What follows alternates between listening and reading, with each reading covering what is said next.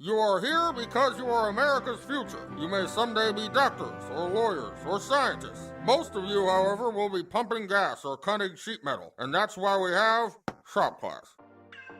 Human capital is what economists call the value of human knowledge and abilities in an economy.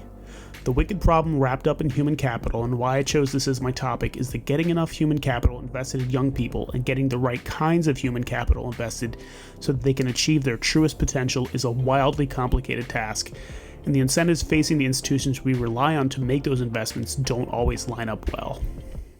This creates some ethical issues too, since we are a diverse country in an even more diverse world, and every bit of talent that is squandered is not just a shame, but also a loss to others who might benefit from the work one might have done, not to mention to the owner of that talent, who may waste away in jobs where they apply lower order aptitudes to make a living and fail to realize and capitalize on the gifts they were endowed with by their creator. 60 years after Theodore Schultz wrote that many individuals face serious uncertainty in assessing their innate talents when it comes to investing in themselves, especially through higher education, we haven't really solved this problem. Many students have no idea what they are good at or want to do for a career when they graduate high school, so they flounder in college if they go at all. College isn't cheap, and it's only become more expensive as we've subsidized it with more tax money, so few can afford to take a few extra semesters to figure out what subjects they like the best. By far, the students who get the most out of their academics are those who enter college knowing what they want to do.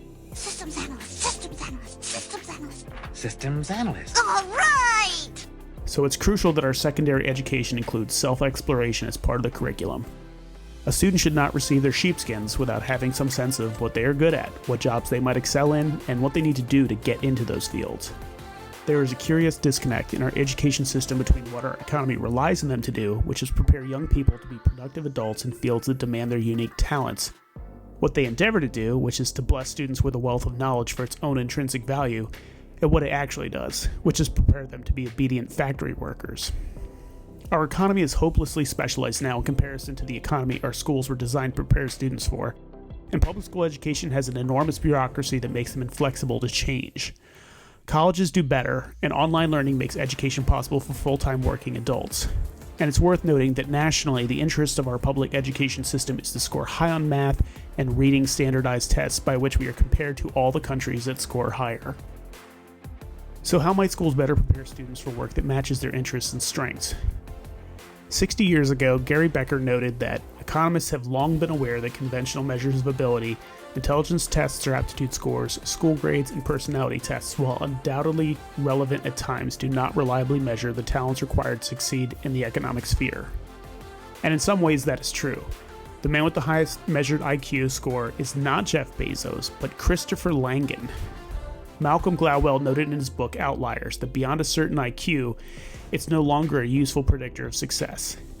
But with the emergence of artificial intelligence, metadata, and machine learning, tools like the Big Five personality test and the Myers-Briggs indicator type test can be paired with IQ tests and interest surveys to track students into fields where they can best utilize their intelligence and innate strengths. Google and Facebook know us all well enough to sell us exactly the products we've dreamed of and tell political campaigns just how to convince us how to vote for them. Perhaps we could put that information to use for our students and their futures. I mentioned earlier that there are different kinds of human capital, and education isn't the only one. Another form is social capital. These are the friendships and relationships we build that we can rely on for support and can act in our interests so we can reach common goals. During this pandemic, the value we've built up in our relationships has taken a toll, as we've been unable to see some friends. Some social interaction has become entirely virtual, and our romantic relationships have been strained by being cooped up at home for the last year with nowhere to go. And recent studies have even shown that fewer babies are being born during the pandemic, which may have far-reaching effects on our economy. It turns out that one of the key ingredients you need to harness human capital for the betterment of mankind is humans. And with fewer babies already being born to reach replacement levels, we have fewer humans to invest in. Environmentalists might laud this trend, but Professor of Economics Stephen Landsberg, in his book More Sex is Safer Sex, The Unconventional Wisdom of Economics, makes the case that the environmental problems we face today are more likely to be solved if we have more children rather than less, because young people will be more likely to come up with innovative solutions if they're born than if they're not. The more minds working on big problems, the better. The distaste our society has developed for thinking in terms of human capital is understandable from the paradigm that humans don't exist just to make money.